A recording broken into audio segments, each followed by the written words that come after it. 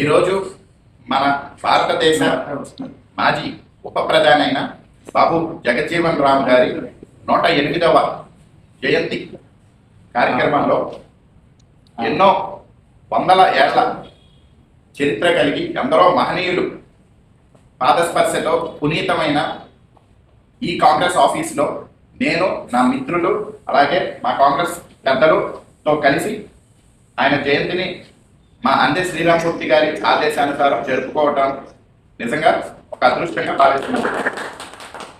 నాకు ఆయన గురించి నేను విన్న దాంట్లో, నేను చదువుకున్న దాంట్లో, మనం ఎలా అయితే మహాత్మా గాంధీ గారిని బాపూజీ అని పిలుచుకుంటామో ప్రేమగా, అలాగా మన జగజ్జీవన్ రామ్ గారిని బాపూజీ అని పిలుచుకుంటారని నేను చదువుకున్నాను.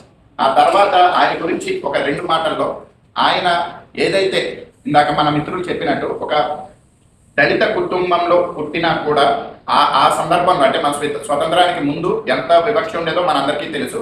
అలాంటి సందర్భంలో కూడా ఆయన చదువుకుని ఒక ఉన్నతమైన చదువులు చదివి మన భారతదేశానికి చాలా క్లిష్టమైన పరిస్థితుల్లో ఇందిరాగాంధీ గారి దగ్గర రక్షణ మంత్రిగా ఉండి, అలాగే కార్మిక శాఖ ఏవైతే కీలకమైన శాఖలు, రక్షణ మంత్రి అంటే అది ఎవరికి పడితే వాళ్ళకి ఇవ్వరు, అలాంటి రక్షణ శాఖని అంటే భారతదేశ రక్షణ మొత్తాన్ని ఆయన మీద భుజాల మీద పెట్టారంటే ఇందిరాగాంధీ గారు. ఆయన ఏ స్థాయి మనిషి, ఎంత మహనీయుడు అనేది నాకు అది మనం గుర్తించాలి.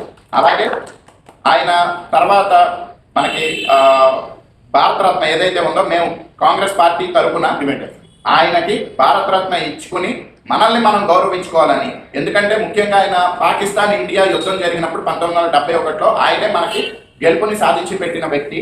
అలాగే బంగ్లాదేశ్ ఏదైతే స్థాపించబడిందో ఆ రోజు ఆయన మన ముస్లింలకి వారి బాధని, వారి యొక్క ఆలోచనలు అర్థం చేసుకుని ఇందిరాగాంధీ గారికి సిఫార్సు చేసే ప్రాసెస్లో ఆయన కీలకమైన వ్యక్తిగా వ్యవహరించడం జరిగింది.